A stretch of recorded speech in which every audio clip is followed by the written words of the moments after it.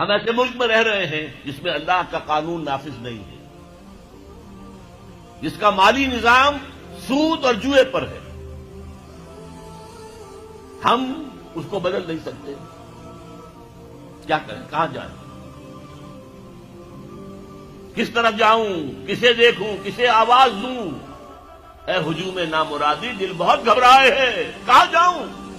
دنیا میں 1 انچ نہیں ہے، کوئی ملک نہیں ہے جہاں اے اللہ تیرا دین قائم ہو. جائیں تو کہاں جائیں؟ دیکھیے ہماری بندگی جزوی ہے. نمازیں ہم پڑھ رہے ہیں، روزے ہم رکھ رہے ہیں، مسجدیں عالی شان بنائی ہیں، مدرسے بھی بہت بڑے بڑے بن گئے ہیں، واقعتاً اس میں کوئی شک نہیں. لیکن سوال یہ ہے کہ اوپر جو چھت ہے وہ تو کافرانہ ہے.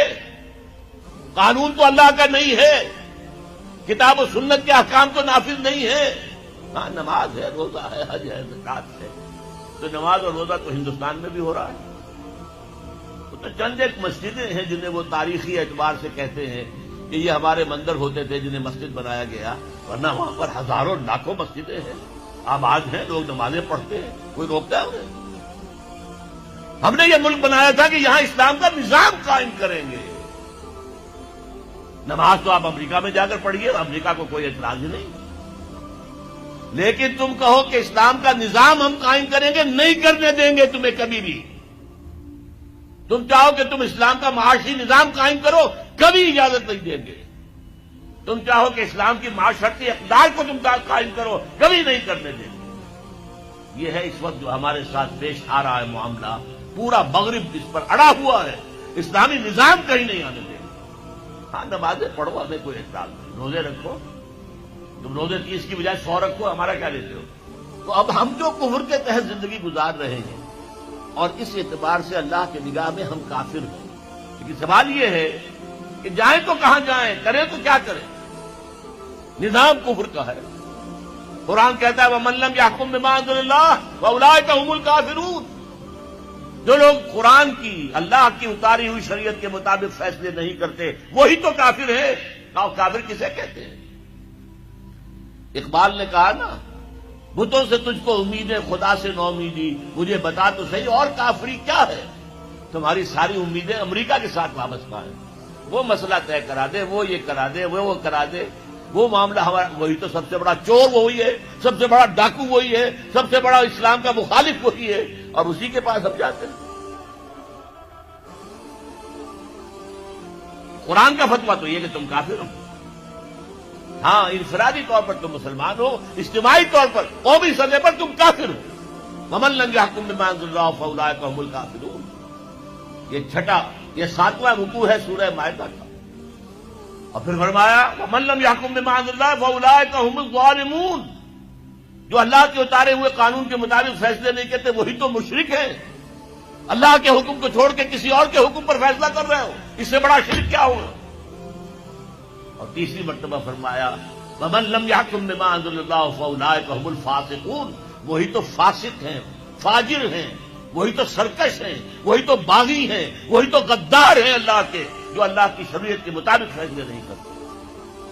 اب ان 3 آیتوں ضرور سے سمجھ لیجیے ہم کہاں کھڑے ہیں، کیا کر رہے ہیں. دیکھیے میں آپ کو ایک مثال دیتا ہوں. ہماری آبادی کا میں سمجھتا ہوں اکثریت تو وہ ہے جو نماز روزے کی بھی پابند نہیں ہے. ان چیزوں کا چرچا شہروں میں زیادہ، دیہات میں بہت کم رہ گیا، بہت کم، بہت کم. اور ہماری 70% آبادی دیہات کے اندر ہے. اچھا جو نمازیں پڑھتے روزے رکھتے ہیں، خاص طور پر شہروں کے کاروباری لوگ، وہ بلیک مارکیٹنگ بھی کرتے ہیں، وہ حسابات بھی غلط دیتے ہیں، جھوٹ بولتے ہیں، جھوٹ یا حلف اٹھاتے ہیں کہ یہ حساب ہم حلفیہ میں کہہ رہا ہوں یہ حساب صحیح ہے، جبکہ حساب غلط ہے. سودی کاروبار کرتے ہیں، اپنے کاروبار کو بڑھانے کے لیے سود کا قرضہ لیا ہے، سودی قرضہ لیا بینک سے، اپنی بلڈنگ بنانے کے لیے بہت بڑی قرضہ لیا ہے بینک سے. تو ان کی عبادت کیا ہوئی؟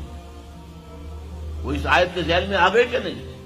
افتؤمنون ببعض الکتاب وتکفرون ببعض فما جزاء من يفعل ذلك منكم الا خزي في الحياة الدنيا ويوم القيامة يردون الى اشد العذاب وما الله بغافل عما تعملون. لیکن میں ان کو بھی چھوڑتا ہوں. فرض کیجئے ایک شخص ہے، نماز پڑھتا ہے پوری 5 وقتہ مسجد میں، رمضان کے روزے رکھتا ہے، اور بھی اللہ توفیق دیتا ہے، ایام 20 کے روزے رکھ لیتا ہے، یا ہفتے میں 2 روزے رکھتا ہے، سوموار کے اور جمعرات کے وغیرہ، زکوٰۃ دیتا ہے، کاروبار بھی سارے حلال کر رہا ہے، حرام نہیں کر رہا، سود میں بھی براہ راست ملوث نہیں ہے، نہ پیسہ سود پہ اوپر بینک میں رکھ کر سود کھایا، نہ سود پر قرضہ لے کر کوئی اپنا کاروبار بڑھایا، نہ کوئی اپنا کارخانہ لگایا، نہ کوئی اپنی بلڈنگ اونچی بنائی، پردہ بھی اس نے اپنے گھر میں بالکل شرعی نافذ کر دیا۔ وہ اس پورے اسلام پر کاربند ہے جس میں وہ کاربند ہو سکتا ہے اس وقت، لیکن وہ اس قوم کا فرد ہے جو قوم اللہ کے فتوے کے مطابق کافر قوم ہے، جو اللہ کے فتوے کے مطابق مشرک قوم ہے، جو اللہ کے فیصلے کے مطابق فاسق و فاجر قوم ہے۔ قوم کے فرق تو ہم اسی کے ہیں۔ چور کا ہاتھ تو نہیں کاٹا جا رہا، ڈاکوؤں کو وہ سزا تو نہیں جا رہی سورہ مائدہ میں جو آئی ہے، ان کے ہاتھ اور پاؤں مقابل سم سے کاٹ دیے جائیں، یا یہ کہ انہیں ملک سے باہر دفع کر دیا جائے، قتلوا تقتیلا، ان کے ٹکڑے کر دیے جائیں۔ ڈاکوؤں کو کوئی سزا ملتی ہے ایسی؟ لیکن اصل میں جو لوگ شور مچا رہے ہیں وہ ہیں جو کہتے ہیں کہ یہ اسلامی سزائیں وحشیانہ ہیں۔ بے نظیر بھٹو کا کہنا ہے یہ وحشیانہ سزائیں ہیں، اللہ کی دی ہوئی سزائیں وحشیانہ ہیں، معاذ اللہ ثم معاذ اللہ ثم معاذ اللہ، کلمہ کفر ہے۔ اب اس کا کیا علاج ہے ہمارے پاس؟ کیا کریں؟ میری بات کو توجہ سے سنیے، اس نظام باطل کو ذہناً تسلیم مت کرو، اس نظام باطل کی خدمت مت کرو، don't reconcile with it, don't serve it, don't support it. اس نظام کے تحت پھلنے پھولنے دولت مند بننے کی کوشش مت کرو، بلکہ اپنی زندگی کو سکیڑو، اپنی ضروریات کو کم کرو، اپنے آپ کو ذرا آزاد کرو، اپنا وقت، تاکہ اس وقت کو تم لگا دو اس نظام کے خلاف جدوجہد میں۔ ایک ایسی جدوجہد، ایک ایسی کوشش کہ اس نظام باطل کو جڑ سے اکھیڑ کر پھینکنا ہے اور اس کی جگہ نظام حق، دین حق نافذ کرنا ہے۔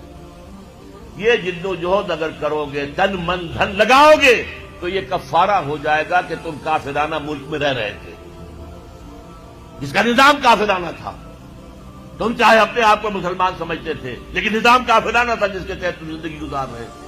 ہاں، اگر یہ کرو، اے اللہ میں نے اس نظام کو ذہناً تسلیم نہیں کیا، اے اللہ میں نے اس کی خدمت نہیں کی، میں نے اسے سپورٹ نہیں کیا، اے اللہ میں نے اس کے درمیان اس کے نیچے رہتے ہوئے عیش کرنے کی کوشش نہیں کی، اے اللہ بلکہ میں نے کم سے کم اپنی ضروریات کر کے وقت نکالا اور اس کے خلاف جدوجہد کی،